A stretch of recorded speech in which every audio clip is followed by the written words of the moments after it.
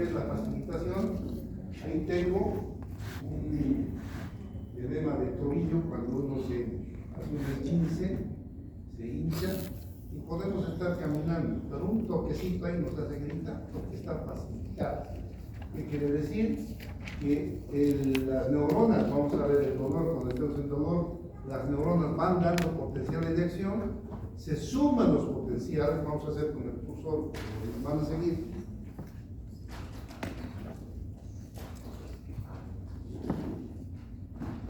Cualquier pregunta, levantan la mano, por favor. Fíjense, este es un estímulo lejos del umbral, este es otro estímulo lejos del umbral. Pero cuando hay un edema, entonces aquí está siendo bombardeado la célula neurológica. Tenemos nosotros el potencial de acción del dolor, es igual. Tiene que llegar a un umbral del dolor y se despierta un dolor que les hace gritar. Pero en tanto no llegan al umbral, ahí está solapado, está ahí oculto, no duele nada. ¿Entienden? Pero cuando hay edema, entonces la lesión celular suelta potasio, estimula las terminaciones, pero los estímulos no llegan al umbral. Entonces tenemos así solamente estímulos y podemos aguantar el dolor.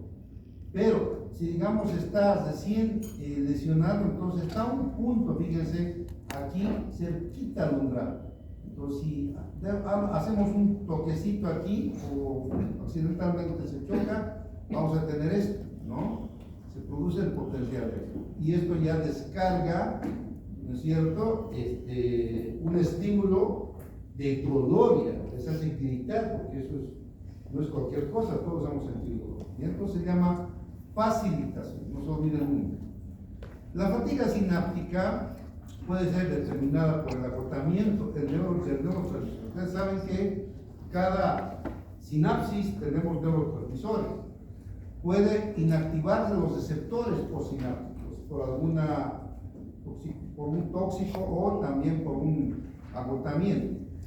Puede alterarse la concentración iónica de la célula, en este caso puede llenarse de cloro o puede salirse el potasio, se altera la concentración iónica y también va a haber, directamente va a haber una fatiga, no va a haber ninguna respuesta celular, o puede haber acumulación de metabolismos en el sistema que inhibe la respuesta. Fíjense, cuando una persona está cansada, se van agotando los neurotransmisores, primero se reduce un poco, va reduciendo un poco y al final, fíjense ya la respuesta, digamos, neuronal es tan leve, y eso sucede, los que nos gusta el box, o ustedes han visto, el box es un deporte viril en el cual se agotan las fuerzas. Cuando el individuo está por el 12 round, ya los mismos golpes ya son, así nomás ya no hay esa potencia que había al principio. En el primer zone, segundo zone, había toda la fuerza porque las neuronas estaban con todo el potencial de acción. Pero conforme va pasando el tiempo, se van acortando los neurotransmisores, va alterándose la carga iónica de la célula, empieza el agotamiento celular y los golpes son cada vez más leves. Entonces, eso es lo que sucede. Por favor, cualquier pregunta, levantan la mano. Vamos a ver el efecto del pH en hipoxia. Por favor, esto va a ser para examen final, no creo que pregunte ahora, pero siempre la alcalosis, ¿qué va a provocar? Puede convulsionar a una persona por alcalosis. ¿Por qué? Porque pH de 7.8 aumenta la excitabilidad. En un epiléptico solamente el correr va a dar un poco de alcalosis y eso produce convulsión. Al revés, ¿no es cierto? Una acidosis disminuye la actividad neuronal. ¿Por qué? ¿Por qué disminuye la actividad neuronal? Por la hipercalcemia. ¿Por qué, estimado? Por la hipercalcemia. Levante la mano a la 1, a las 2 un punto. Ahí. ¿Por qué, Lía? Eso era porque los calcios estaban inhibiendo, estaban haciendo. Esos detalles, fíjense, tienen que saber. Porque siempre les digo, y es un problema, la memoria sola no es lo mismo que entendimiento con memoria. En una acidosis hay una hipercalcemia relativa, ¿por qué? porque el ion hidrógeno empieza a desplazar el calcio. Y ese calcio va a cerrar los canales, ¿no? Que en este caso de sodio y calcio que ingresa a la célula, entonces hay depresión. Por eso es, entonces no se olviden, por ejemplo, hoy día es una mujer muy práctica esta mujer, es bien, más parece que va a ser cirujana, algo así, una residencia que sea de más practicidad, que no tanto teoría, pero más práctica. Entonces, por favor, esas cosas, detalles que pueden darnos claridad en el tratamiento. Y la hipoxia, hay aporte insuficiente de oxígeno y fíjense, en 3 a 7 segundos va a haber pérdida de conocimiento. Una persona pierde conocimiento porque el cerebro no soporta disminución de la oxígeno. Eso vamos a ver con calma la próxima semana. Yo sé que la próxima semana es una semana de exámenes. Por favor, vengan, hagan un paréntesis y entiendan lo poco que vamos a avanzar. Pero entiendan, porque conmigo vamos a avanzar lunes, miércoles y jueves. El viernes es el examen. Vamos a avanzar. Bien, vamos adelante. Vamos a ver las sensaciones somáticas. ¿Qué es sensación somática? ¿Ya? Toda la información del medio ambiente está captada por los receptores sensoriales, el sistema nervioso periférico, ¿no? El sistema nervioso periférico capta, tiene receptores en la piel para ver cómo está el calor, el frío, adentro, cómo están los receptores. Tenemos el intestino, cuando se hincha, sabemos que está hinchado porque los receptores captan la distensión intestinal. O sea, receptores tenemos internos y externos. Esa sensación se llama sensación somática. Está dividido en una ecterocepción, que son los 5 sentidos que todos conocemos: vista, tacto, gusto, olfato, audición. Esto es la ecterocepción. Ecterocepción, lo que podemos de afuera captar, ¿no es cierto? Con la vista, el gusto, el tacto. En cambio, el sistema propioceptivo son sensaciones del estado interno. ¿Qué quiere decir? Por dentro. Por dentro nosotros vamos a ver el uso neuromuscular, el aparato tendinoso de Golgi. O sea, nos van a avisar la ubicación de nuestras articulaciones y de nuestro cuerpo. Si ustedes están desmayados y luego se despiertan, se dan cuenta en qué posición están. Si están echados o están parados, se dan cuenta, basta que hagan un pequeño bien, ya saben. Eso se llama propiocepción. Por eso la propiocepción puede ser consciente cuando con esos sensores vemos la presión, el peso, la vibración, la posición, la forma, el tamaño. Todo eso podemos ver con la propiocepción consciente. Todas las personas que tienen un tumor abdominal saben dónde está, saben el tamaño, el peso, todo, ¿no? O si no es algo sólido, se dan cuenta porque la propiocepción consciente les avisa. Y tenemos la propiocepción inconsciente, ¿no? De todo nuestro estado interno. Y ahí tenemos el uso, que vamos a ver la próxima semana, en 2 semanas, porque la próxima no creo que avancemos. El uso está dentro del músculo, tenemos un musculito pequeño que se llama uso muscular. De eso nadie está consciente. Ahorita nadie me puede decir si su uso está estirado, está relajado, es inconsciente. Pero el uso tiene una función ¿para qué? Para regular en ustedes la marcha, cuando aquí está una persona haciendo malabarismos, todo esto está regulado por el uso. El uso se encarga de los reflejos que tenemos. Vamos a estudiar eso casi intrínsecamente, vamos a estudiar todo eso. Entonces se llama propiocepción inconsciente. De eso no se dan cuenta, pero está ahí el uso y el aparato tendinoso del cuerpo. La sensación somática se divide en 3, ¿no? Sensaciones somáticas, mecanorreceptores del tacto y la posición, termorreceptores del frío y el calor, y el dolor. Estos 3 vamos a ver: mecano, termo y el dolor. Miren que voy a hacer igual del dolor. El dolor es un capítulo bien grande. Pero si no avanzamos dolor, me voy a sentir mal, porque ¿cuándo van a avanzar dolor? Nunca. No les digo todo, nunca. En cambio, en fisio vamos a aprender lo básico del dolor. Tampoco vamos a ir a la ciencia del dolor, que lo van a ver en anestesio. Solo los anestesiólogos son especialistas en el tratamiento del dolor. Pero aquí vamos a ver cómo se produce lo básico, cómo se produce un dolor de vasija, de pecho, cardiológico, de cabeza. Vamos a ver lo básico, tienen que saber. Y eso para mí es otro trabajo, porque el tema del dolor es grande y yo lo voy a achicar en lo más, ¿qué le diré? La nata de un conjunto de leche, ¿no? La nata, solamente la nata. Entonces, les conviene por favor hacer un paréntesis en sus estudios y venir. Eso vamos a avanzar de aquí a 2 semanas. Voy a tratar de terminar esto. Después de la próxima vamos a terminar neuro. Eso es lo que pienso, porque estamos avanzando, no quiero perder. Luego avanzamos dolor y listo. Vamos a dar examen nuevamente. Entonces, quiero dar examen a principios de noviembre, ¿no? O final de octubre, dijimos el 4. Y luego vamos a hacer 3 semanas antes de diciembre del 15.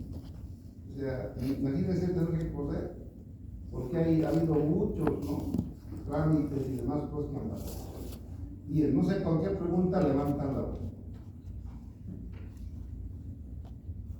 Bien. Aquí tenemos los receptores sensitivos, ¿ya? Tenemos los receptores sensitivos básicos.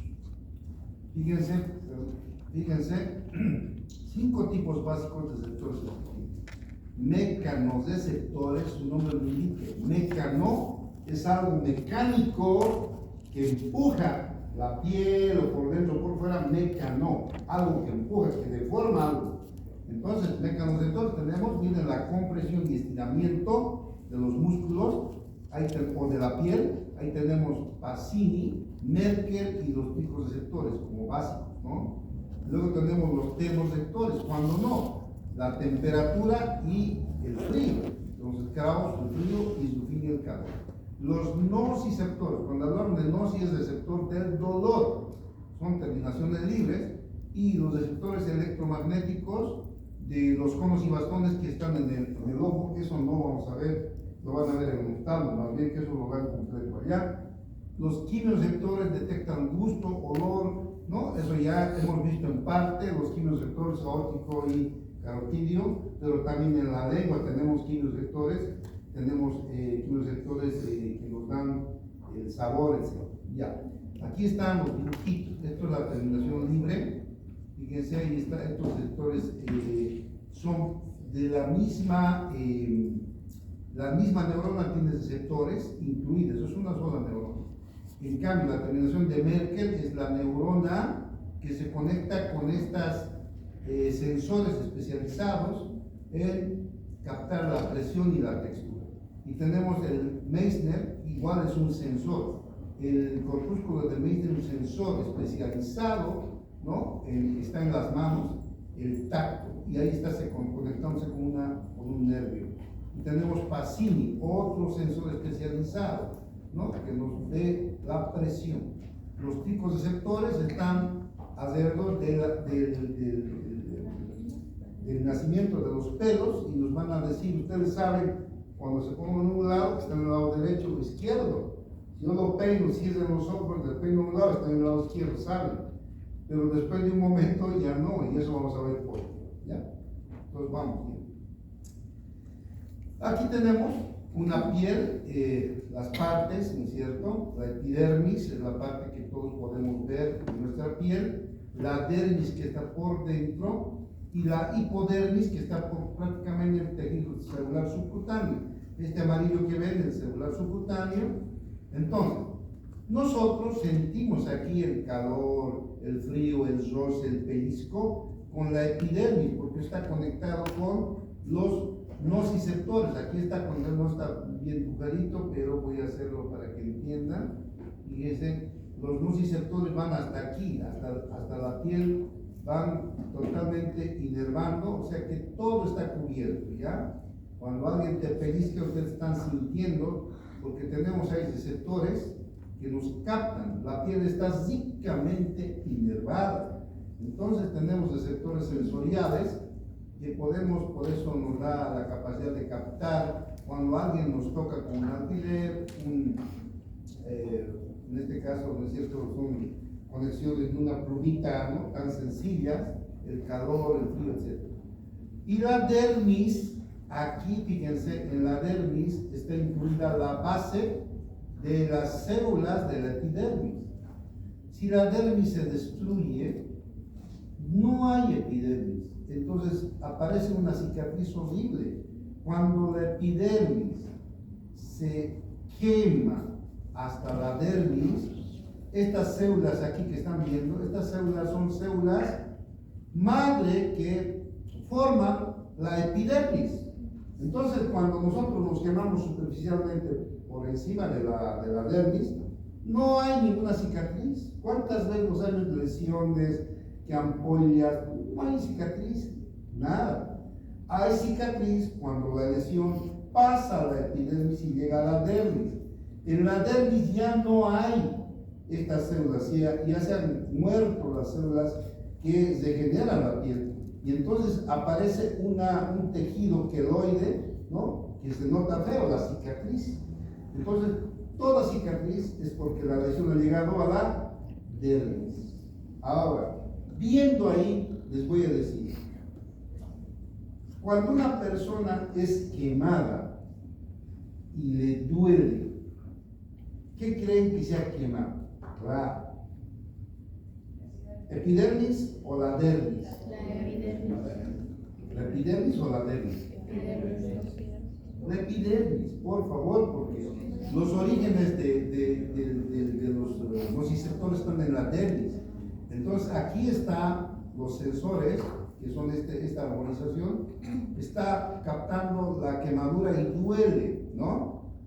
Cuando nos quemamos por el sol o por cualquier cosa y nos arde, ¿no es cierto?, que se pone rojo la piel de ustedes, y en mí y en los moraditos se pone negro, es intocable. ¿Cuántas veces ustedes han debido ir bueno, aquí no sé si al río, pero cuando van a un día de campo, no, en un viaje, qué sé yo, en la playa se queman, la alegría, no se dan cuenta, y luego de eso es intocable la piel, se ha quemado la epidermis. Entonces ahí, ¿deja alguna cicatriz? No, se descascara y eso es todo, porque se ha quemado superficialmente. Pero si una persona viene quemada y viene quemada, ¿no?, y eso pasa aquí en el hospital, ustedes la agarran de la quemadura y no dice, ay, ¿qué ha pasado? ¿Hasta dónde se ha quemado? La dermis. Entonces, cuando una persona viene quemada y no le duele, es grave. Va a tener cicatrices perennes y nunca va a tener sensibilidad normal. ¿Por qué? Fíjense, ¿por qué no va a tener sensibilidad normal? Porque los sensores de tacto, epilíptico, están en la dermis y epidermis. Pero hay una sensación que sí van a sentir los que se queman hasta el celular subcutáneo al músculo. ¿Qué sensación van a sentir? Presión. ¿Por qué? Porque está en la hipodermis. Dios ha hecho eso con sabiduría. Ha dicho, esta mi creación se va a quemar. Le dejaré por lo menos la presión, porque sin eso serían como leprosos. Pero las personas que lo ven totalmente quemado, tal vez no sienten el tacto, ¿no?, la tersura, pero sienten la presión. Ustedes le tocan y se dan cuenta. ¿Por qué?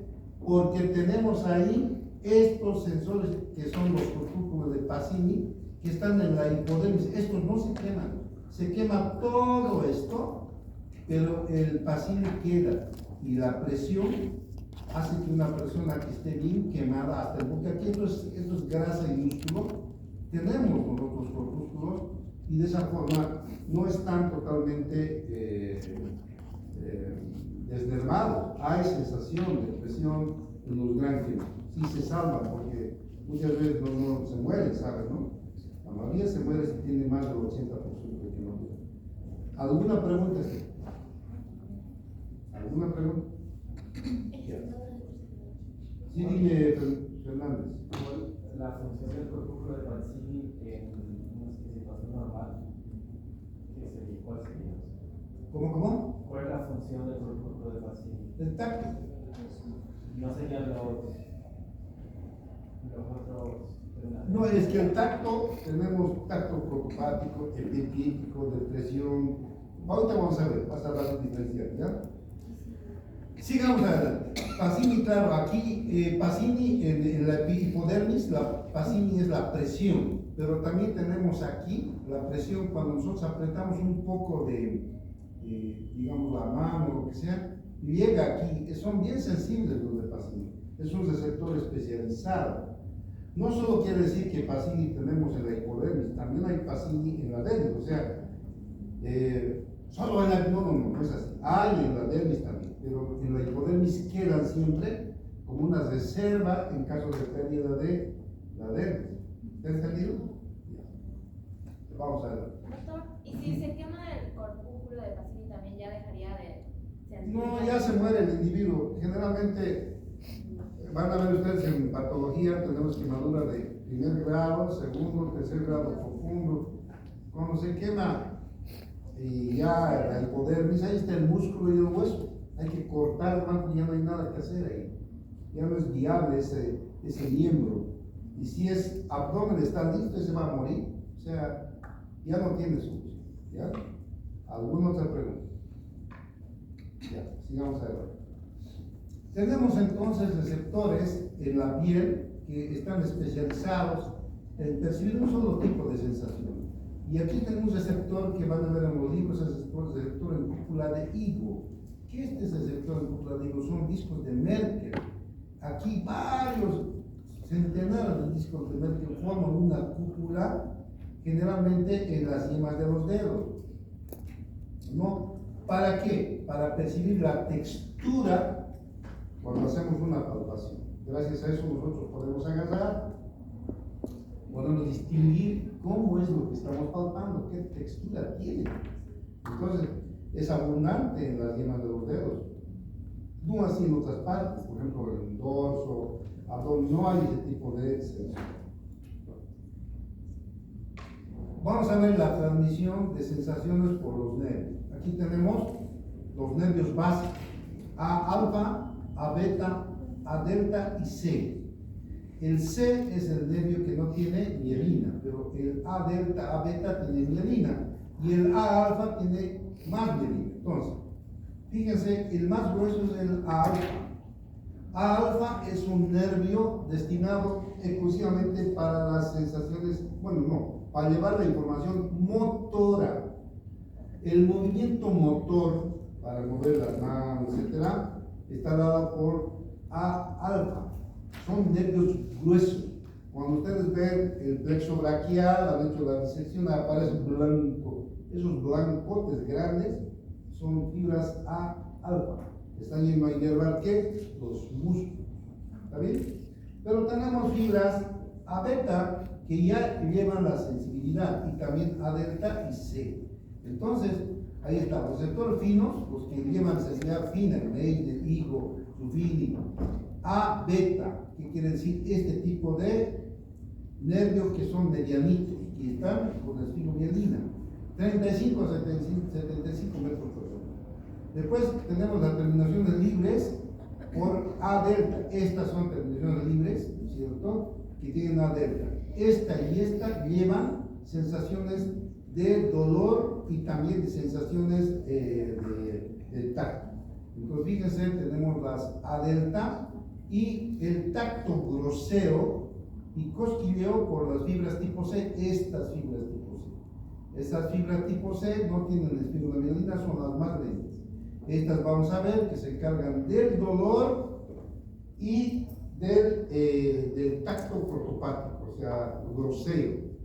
¿Qué es protopático? Es, por ejemplo, yo agarro mi mano, atiendan por favor, y digo esto. ¿Qué es? Una superficie plana. Eso es protopático, algo grande. Epicrítico es, agarro con mis dedos y agarro, ¿qué es esto? parece un control, hay botoncitos, ¿no? Eso es epicrítico, estoy sintiendo una sensación fina. La sensación fina epicrítica está dada por las fibras A delta, o sea, efectivamente es sensación fina y A beta algunos, pero la táctil protopático grosero es fibra C, que no tiene miedo. Y también el dolor. El dolor es lento. Las fibras de mielina, cuanto más mielina tengan, es más rápido, ¿no? Más rápido. Fíjense, esto es 80 a 120 metros por segundo, o sea, 90 a 120. Esto es rápido, porque así es el potencial de acción de un movimiento. Pero en cambio estos son lentos. 2.1 a 5 puntos es lentísimo, por eso que cuántas veces nos hemos quemado. No nos damos cuenta en un momento que, ¡ay! Ya me voy a quemar, ya se ha quemado ya. No es como un pinchazo que la hacen saltar, no. La quemadura del dolor es lento. No se dan cuenta cuando ya está quemando, se tira, pero lo sienten. Ha sido lento el paso para hacer eso. Entonces, esas diferencias hay en relación. Aquí tenemos dos. Fíjense, esta es la terminación libre, que no tiene figomielina, es generalmente del dolor. Y aquí tenemos uno que está llevando el tacto, ¿no es cierto? Que tiene unas fibras mielinizadas. Y ahí está nuevamente nuestra piel, que es la que más sensores tiene, porque es la que está en contacto con el medio ambiente. Cualquier pregunta, levantamos. Hay interrelación de la sensación táctil de tacto, presión y vibración. El tacto se detecta por debajo de la piel, ¿veis? ¿No? Entonces, aquí, fíjense, tenemos Meissner, ¿no? Estos receptores especializados van a captar el tacto. Ustedes tienen ahí, está captando el tacto. Entonces, apenas tocamos aquí, sentimos el tacto dado por el Meissner. La presión obedece a deformación del tejido profundo, o sea, apretamos y vamos a hundir todo esto y vamos a llegar al Pacini aquí, hasta aquí vamos a llegar. Entonces eso nos da una sensación difusa de presión, ¿no? Pacini. Y cuando hablamos de la vibración es por Meissner y Merkel, porque los dos, tanto el Meissner como el Merkel son superficiales. Y aquí hacemos la vibración. Cuando nosotros van a hacer, cuando estén en neuro, tenemos el diapasón, en neurología, eso se mueve y ustedes lo hacen y solamente para ver si el paciente siente. Si siente, ¿qué quiere decir?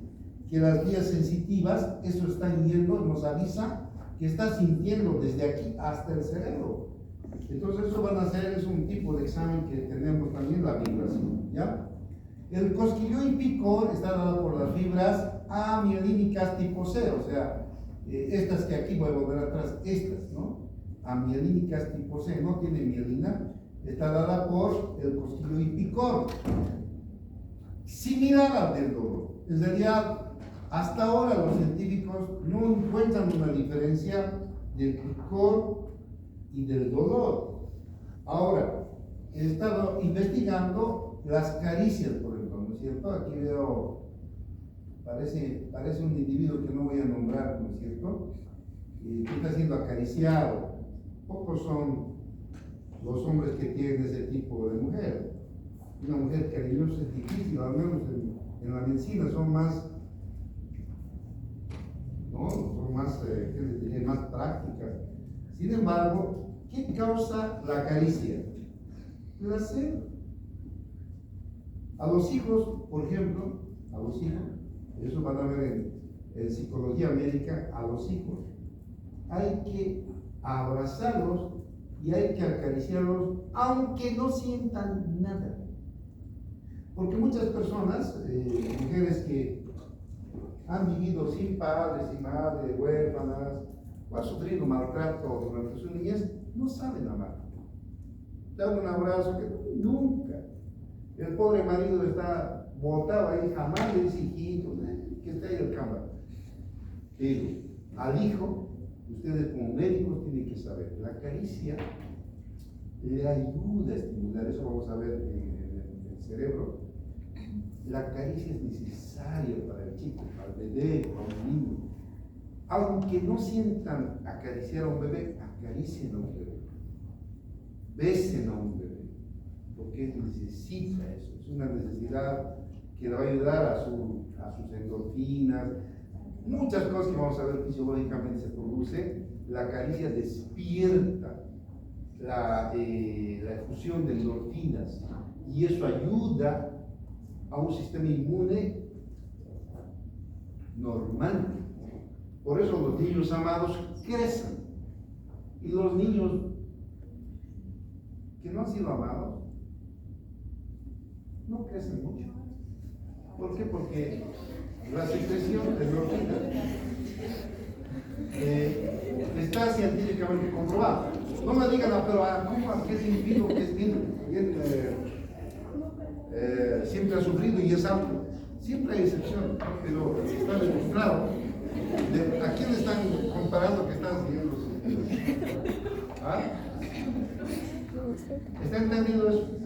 Entonces, ¿y qué hace la caricia? Fíjense, la caricia se ha demostrado que también es una sensibilidad crítica.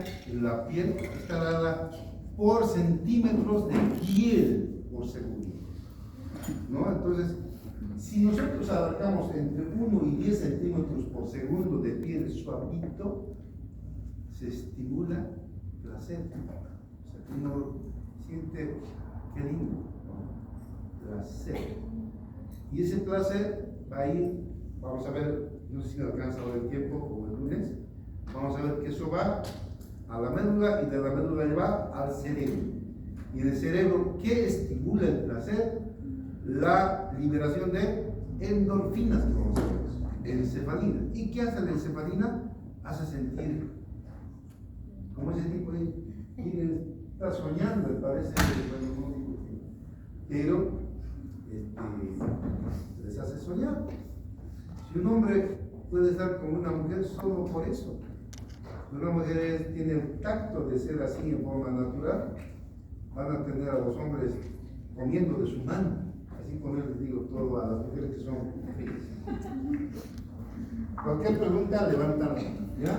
Esto tiene que ver con los centímetros estimulados por segundo. Y eso está demostrado ya en la ciencia fisiológica. Vamos a ver. Vamos a ver el potencial receptor y los potenciales de acción. En un estímulo puede haber receptores primarios, los que captan, o receptores secundarios.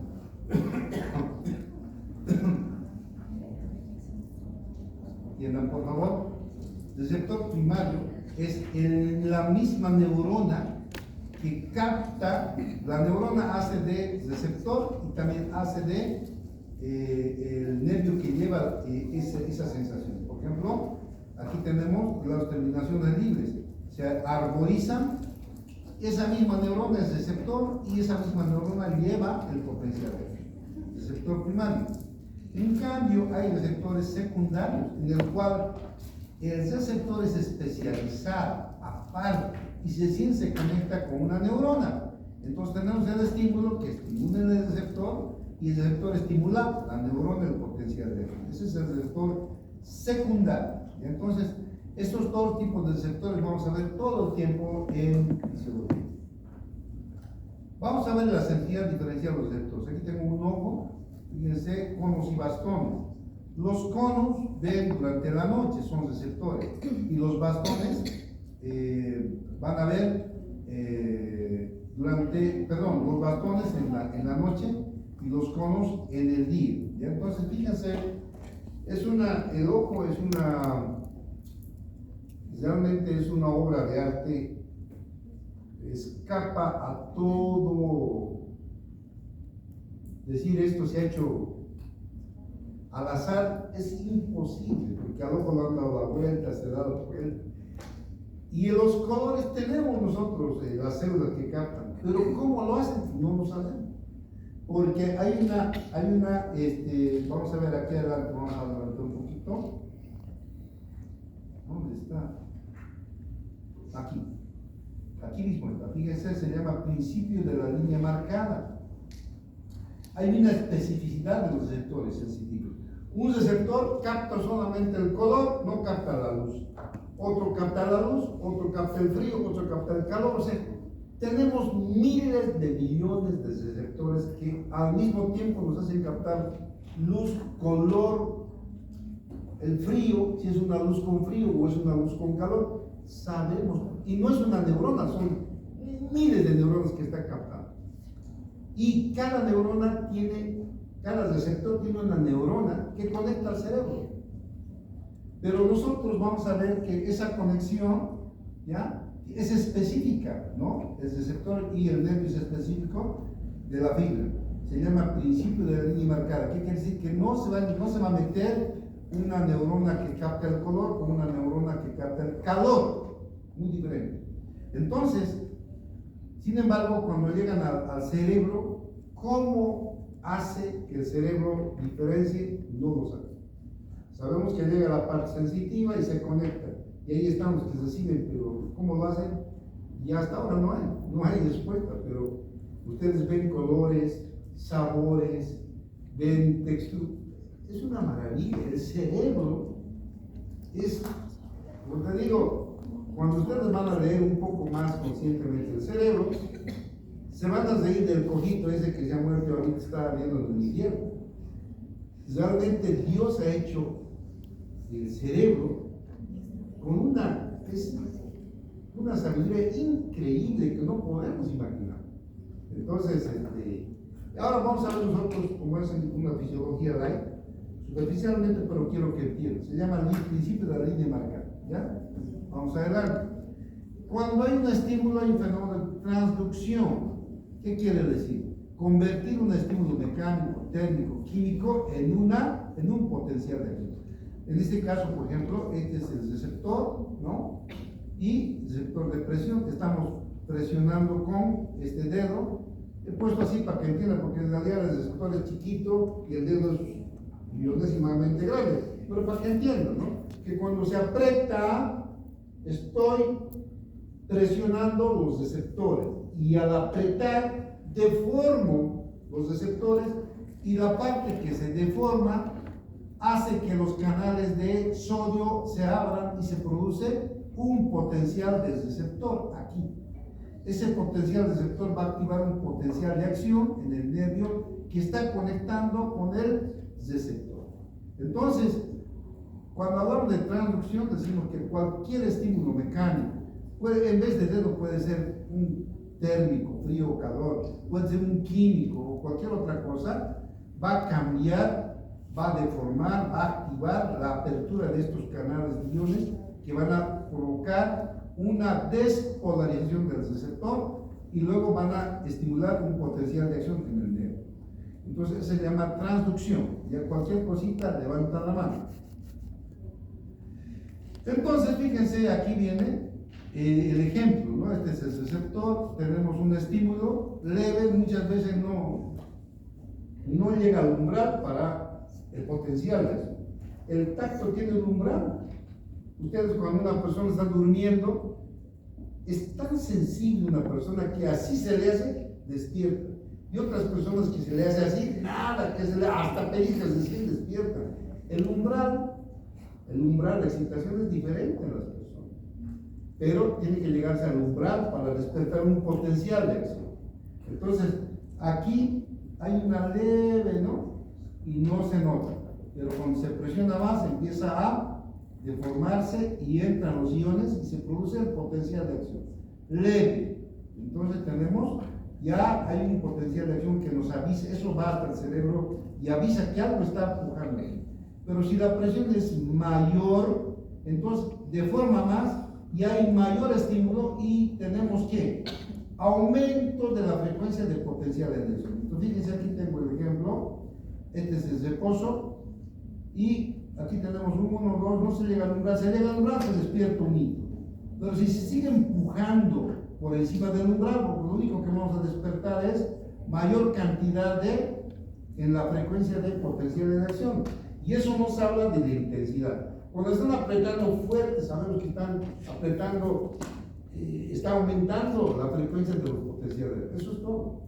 La diferencia. Cuando es 1 tras otro, es una presión bien leve. Cuando es muy fuerte, entonces ya es una presión mayor, ¿ya? Entonces aquí tenemos, ¿no? Una presión débil, fuerte, aquí tenemos débil, la frecuencia de potencial y fuerte cuando es una presión prácticamente uno tras otro del potencial. Los receptores. Un receptor, atiendan bien, me han pedido por si acaso, no se van a ir los del paralelo 4, que están haciendo una investigación y creo que está bien. Yo creo que ustedes también les van a colaborar, les van a hacer una pequeña encuesta para un estudio que están haciendo. Antes que me olvide, me habló la señorita coordinadora María Julia, lo deben conocer, una joven, ¿cierto? Han hecho ya su encuesta digital, que está la universidad. ¿Quiénes han hecho? Levanten la mano. Uno, dos, tres, cuatro, cinco, seis. Pero aquí somos pues más de 50, por favor. Háganlo. Ese documento que va a ser digital, les van a... Creo que sale ahí. En la página inicial. Yo tengo una duda. En los aritos. ¿Por qué queda marcado? Igual se cierra, pero queda marcado. Bien, sigamos. Se genera. Atiendan, por favor. Entonces, los receptores tienen estas características. Pueden ser excitados, son específicos, se adaptan, codifican, ¿no? Todos los receptores tienen estas características. De estos, lo que nosotros vamos a ver en medicina es la adaptación. La especificidad y excitabilidad ya estamos viendo y vamos a ver en todo, en neurología. Pero la adaptación tiene mucho que ver con la clínica. Por tanto, vamos a ver cómo se adaptan los receptores. Fíjense, los receptores, si nosotros aplicamos un estímulo constante, entonces el paciente se adapta en centésimas de segundo. El receptor del pelo en un segundo. Los demás son inadaptables. Ahora vamos a ver cómo se adaptan. Fíjense, tenemos receptores tónicos y básicos dentro de los receptores. Los receptores tónicos se adaptan lentamente, pero nunca terminan de adaptarse. Si ustedes ven aquí, el estímulo es constante. El estímulo constante, entonces, despierta un potencial de acción y reduce un poco la frecuencia. Fíjense, aquí era más seguido, reduce, pero no termina, sigue estimulando, nunca se adapta por completo. Ahí están los usos musculares, los vasoreceptores, quimioreceptores, nociceptores. Entonces, no se adaptan nunca, pero se adaptan un poquito, por decir, les duele demasiado, ¿no? Después baja el dolor, pero les sigue doliendo. O sea, se adapta un poquito, reduce el dolor, pero nunca deja de doler. Igual sucede con los vasoreceptores. Cuando la presión de nosotros, la presión arterial, nosotros aumentamos el volumen o el sistema simpático, aumenta la presión arterial. Y seguimos en eso, se adapta, se reduce, pero nunca llega a la normalidad. Por eso es un problema mantener constantemente estímulo del simpático, porque yo me asusto, me sube la presión, ¿no? Y si estoy asustado un tiempo más sigue y luego de eso empieza a decrecer, se va adaptando, pero no llega a la normalidad. Son receptores tónicos. Todo el tiempo que se estimula van informando al sistema nervioso que está mal esa sensación no es normal. El sistema nervioso nos avisa y nosotros somos médicos y vamos a ver la presión, vamos a ver los quimioreceptores, vamos a ver los nociceptores. ¿Por qué acuden los pacientes? Porque les duele. No vienen gritando, muchos dicen, me duele, nada más, pero están sintiendo, no, se ha adaptado, pero nunca ha llegado a una adaptación completa. Si se dan cuenta, el estímulo sigue, pero el potencial receptor sigue, aunque es menor, pero sigue informando. Y ahí tenemos los vasoreceptores, quimioreceptores, los receptores, los usos musculares, ¿ya? Cualquier pregunta, levantan la mano o la voz. Y tenemos los receptores básicos. Los receptores básicos, fíjense, el estímulo es constante. Aquí hay un estímulo constante y el estímulo sigue. ¿Y qué pasa con nosotros? Primero captamos y luego de eso baja y deja de informar al cerebro. Cuando nosotros nos ponemos un lápiz en la oreja, en ese momento sentimos bien la oreja, ahí está, bien, estamos sintiendo. Nos distraemos y luego mira, no sentimos, porque se ha adaptado, ¿qué ha pasado? Aunque el estímulo sigue ahí, se ha adaptado, ya no informa de que está ahí. Y uno dice, ¿qué haré con él? ¿Qué haré? Y pum, encuentra ahí en su. Y eso pasa frecuentemente. Entonces, hay así receptores que se adaptan completamente.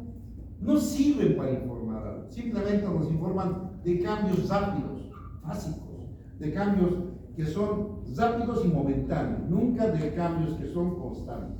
Esos son los receptores básicos, y ahí tenemos, ¿no es cierto?, los receptores que nos avisan de la velocidad de las patadas, de nuestra velocidad cuando corremos. Tiene una función predictiva, nada más estos receptores de velocidad o básicos, ¿ya? Vamos a ver la transmisión de señales a través de grupos. Tenemos los circuitos. Nuestro cerebro, como vamos a ver la próxima semana, tiene varios circuitos. En realidad los circuitos hacen que ustedes se aplacen el neurón. De manera que yo lo que les voy a dar es los circuitos que usamos en medicina, nada más. Y no voy a decir que tiene el circuito de tanto sirve para esto, porque tienen que saber ustedes qué hace ese circuito, qué tiene que ver con nuestra salud. Pero el circuito tiene una entrada, tiene un campo de estimulación aquí y una salida. Entonces, una entrada, un campo de estimulación y una salida. Entonces, aquí funciona lo que hemos hablado, el producir un potencial de acción o facilitar a este grupo neuronal. Este grupo, este circuito, como hemos dicho, la pierna, digamos, se golpea, está facilitada. No es una neurona, es un grupo neuronal. Entonces, ese circuito está facilitado porque están llegando muchas más entradas. Entonces, fíjense, si tenemos 6 terminales que estimulan, si 6 terminales, aquí tenemos una terminal, 2, 3, 4, 5, 6 terminales, este está saliendo un estímulo. Este otro está recibiendo 1, 2, 3, no está saliendo o no, el B. No está saliendo porque no llega a 6, ¿cierto? Este otro está saliendo 3, 4, 5. El C está saliendo un potencial o no. ¿Ah? No está saliendo porque no llega a 6. Aquí tenemos 1, 2, 3, 4, 5, nada más. Entonces, ¿cómo se llama eso? Falta un puntito para salir. ¿Qué se llama eso? Ya vamos a avanzar solo hace 30 segundos. ¿Cómo se llama cuando está por llegar al umbral y se mantiene ahí? Facilitado. Está facilitado. Entonces, eso es lo que nos habla el circuito. Los circuitos neuronales, hemos hablado ayer, circuitos del dolor, circuito del vómito, circuito de todo tipo, ¿no? Es un grupo neuronal, no es una neuronita, es un grupo neuronal. Y tiene facilitación y tiene inhibición, como vamos a ver. Y aquí tenemos, fíjense, la fibra nerviosa entra aquí, la zona facilitada es esta, que no está, pero esta zona es de descarga, porque se suma más de 6 descargas y eso va a descargar un potencial de acción. Y zona facilitada en la que la estimulación no alcanza el umbral, pero está a pocos milivoltios, o sea, tranquilamente va a llegar al umbral de estimulación. La divergencia de las señales es cuando una señal viene y empieza a divergerse. Un mismo estímulo puede ir a varias células y puede en distintas vías, uno aquí y otro aquí. La convergencia en realidad puede venir varios estímulos y convergen en una sola neurona. Eso pasa en el tálamo, como vamos a ver, puede venir de distintas fuentes y eso se llama convergencia de señales, de una fuente o de múltiples fuentes. El circuito neuronal con salidas excitadoras e inhibidoras, entonces por un lado está excitando y por otro lado está inhibiendo. Así es, por eso no se puede entender el cerebro. Por una parte está excitando, por otra parte está inhibiendo. La misma neurona tiene diferentes neurotransmisores, con diferentes receptores.